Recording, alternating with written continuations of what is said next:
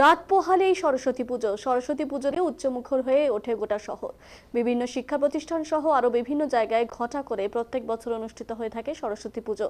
শহর শিলিগুড়িতে প্রতি বছরের মতো এবছরও সরস্বতী পুজোকে ঘিরে সাজো সাজো রব। প্রত্যেক বছরের মতো এবছর দেখা গেল বিধান মার্কেটের গোষ্ঠপাল মূর্তির সামনে ধীরে ধীরে আসতে শুরু করেছে সরস্বতী প্রতিমা। এছাড়াও পুজোর যাবতীয় সামগ্রী নিয়ে বসেছে বিক্রেতারা। পাওয়া যাচ্ছে ফল থেকে ফুল সমস্তটাই, কিন্তু বাজার তেমন ভালো নয় বলছেন বিক্রেতারা। তাদের দাবি ব্যবসায়ীদের সংখ্যা বাড়ায় কমেছে বাজারের চাহিদা, বিক্রি নেই তেমন। জায়গায় জায়গায় এখন বাজার হওয়ায় ও পাড়ায় পাড়ায় সমস্ত দোকানেই সমস্ত জিনিস মেলায় কমে গিয়েছে অনেকটাই চাহিদা। বাজারমুখী হচ্ছে না অনেকেই, যে কারণে মূর্তি থেকে শুরু করে পুজোর যাবতীয় জিনিসপত্রের চাহিদা কমেছে অনেকটাই। পাশাপাশি কাঁচামাল থেকে সমস্ত কিছুই বেড়েছে দাম, যার ফলে আরো কমেছে বাজারে জিনিসের চাহিদা। এক কথায় বলতে গেলে ক্ষতির মুখ দেখতে হচ্ছে ব্যবসায়ীদের। তবুও যেহেতু এখনো বাকি রয়েছে একটা দিন, সে কারণে কোথাও না কোথাও আশার আলো দেখছেন ব্যবসায়ীরা।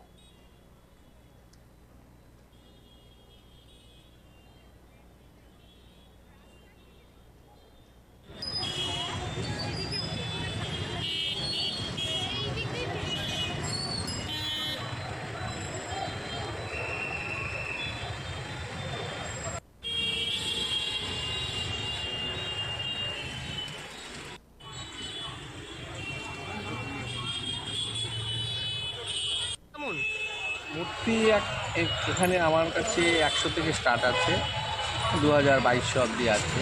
তার মাঝে 300, 400, 500 দাম কমেছে না বেড়েছে?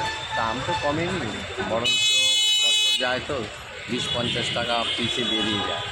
কাঁচা যেহেতু এটা কৃষ্ণনগরের ঠাকুর, আচ্ছা, এখানে কস্টিংটা লাগে, কিছু আনতে আমাদের ড্যামেজও হয়। সেটা অ্যাভারেজে একটা দাম আমরা ধরি, তাতে দাম বেড়েছে। বিক্রি হচ্ছে টুকটাক টুকটাক নাম মোটামুটি হচ্ছে। আপনার নাম? আমার নাম দাদা, জিনিসের দাম আগের বার এবারে একটু ডিফারেন্স আছে, অল্প কিছু ডিফারেন্স হবে জিনিসপত্রের দাম বাড়ার জন্য আর কি। আর প্রত্যেক বছর সরস্বতী পুজো করা হয়? প্রত্যেকবারই করা তো প্রত্যেক বছর তো বাজারও করা হয়, তো এই হ্যাঁ, বছর জিনিসের দাম একটু বেড়েছে বলছে। বেশি আছে। আচ্ছা, আর প্রতিমা কেনা হলো? প্রতিমা দেখছি, প্রতিমারও দাম কি সেরকমই? হ্যাঁ, ওই কাছাকাছি একই। আছে। আচ্ছা, সরস্বতী পুজো মানে তো কচি কাচাদের একটা আনন্দ। তো মেনলি কোথায় পুজোটা? বাড়ির পুজো কি? না, এটা আমার বাড়ির পুজো। আপনার বাড়ির পুজো। হ্যাঁ, হ্যাঁ। তো সেখানে কি প্রস্তুতি রয়েছে? আর সব থেকে বড় একটা বিষয়, এই বছর 2 তারিখ এবং 3 তারিখে একটা খুব বড় হ্যাঁ, দুবিধা। ওটাই। আপনারা কবে করছেন? আমরা 2 তারিখেই করি। আপনারা 2 তারিখে করছেন।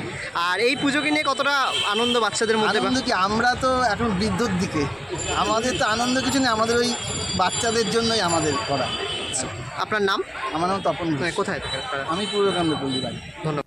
হচ্ছে টুকটাক, আগের মতো দোকানদারি নাই, জিনিসের দাম কি বাড়ছে না কমছে? একটু বাড়তি আছে এখন। কি কি রাখছেন?